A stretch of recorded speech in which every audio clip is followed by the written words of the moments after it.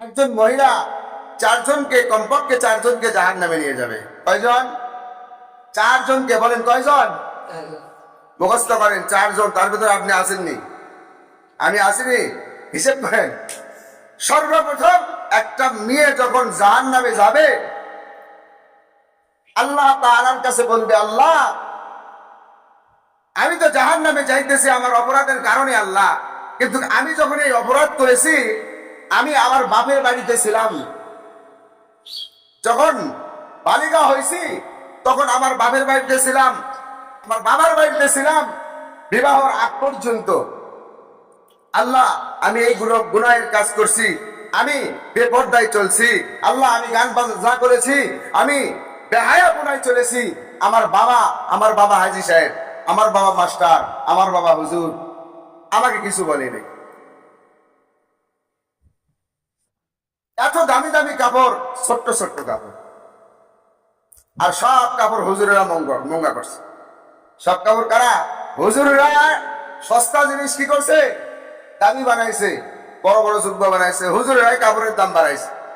এরকম কথা বলে অনেকে। তো যাই হোক, এই মহিলা যখন, এই নিয়ে মানুষ যখন জাহান্নামে যাবে, আল্লাহ তাআলার কাছে বলবে, আল্লাহ আমি যখন দুনিয়ার বুকে ছিলাম আমার তো বাবা ছিল, আমি তো পিতৃহীন নই।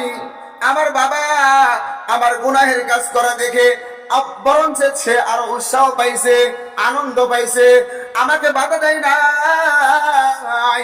যদি আমার বাবা আমাকে বাধা দিত তাহলে আমি এই গুনার ভেতরে জর্জরিত হইতাম না, আর আমি জাহান্নামে যাইতাম না। আল্লাহ মাওলায়ে কারীম, আজকে আমি একাই জাহান্নামে যাইতে চাই না, আমি আমার বাবাকে নিয়ে জাহান্নামে যাইতে চাই। নাউজুবিল্লাহ।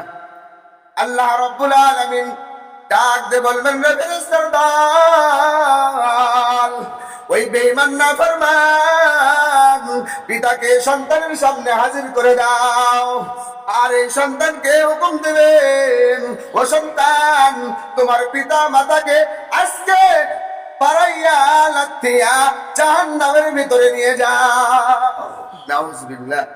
এই সন্তান আপনাকে আমাকে পারাইতে পারাইতে, খুঁজতে খুঁজতে, লাট্টাইতে লাট্টাইতে নিজে জাহান্নামে যাবে, আপনাকেও জাহান্নামে নিয়ে যাবে। সে একা যাবে না। এরপরে বলবে, আল্লাহ দুনিয়ার বুকে আমার বাবার বাড়িতে বাবা চলে গেছে, এরপরে ছিল বড় ভাই।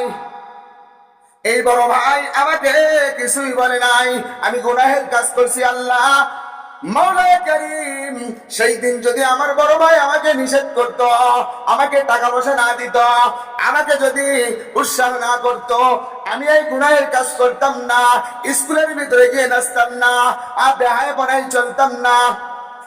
মাওলা এই বড় ভাইকে আজকে আমি জাহান্নামে নিয়ে যাবো, একলাই যাব না।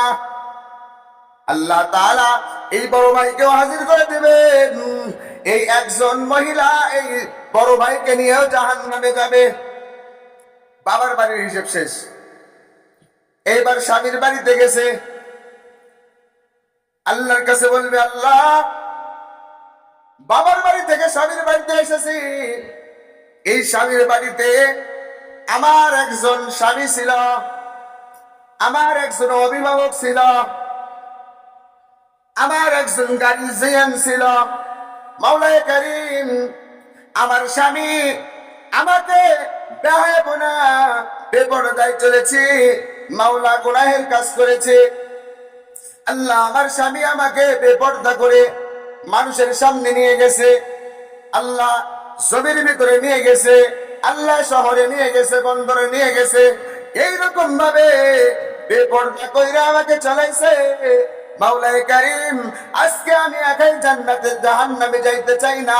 আমার স্বামী আমাকে বেপরদায় চলেছে, গুনাহের কাজ করেছেন, করাইছেন। আল্লাহ আমার স্বামীকে আমি নিয়ে জাহান্নামে যাইতে চাই। এই স্বামীকে নিয়ে কোথায় যাবে? জাহান্নামে। কয়জন হইল? বাবার বাড়ির 2 জন আর স্বামীর বাড়ির 2 জন। এরপরে সিরিয়াল বড় ছেলে। কে? বড় ছেলে।